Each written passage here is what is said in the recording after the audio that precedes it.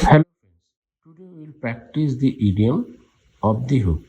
এই of the hook ইডিয়মটির মানে হচ্ছে কোনো কিছু দায়িত্ব বা কাউকে কোনো শাস্তি থেকে অব্যাহতি দেওয়া, মুক্তি দেওয়া।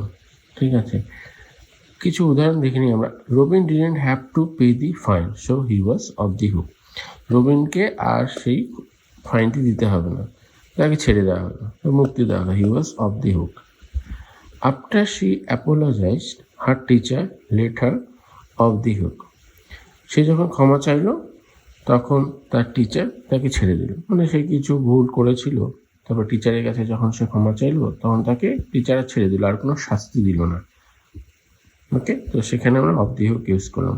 Once they found the real culprit, Vicky was off the hook.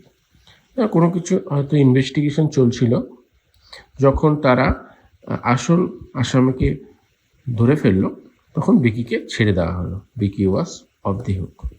তো এই সমস্ত ক্ষেত্রে আমরা অফ দি হুক ইডিয়মটি ইউজ করতে পারি।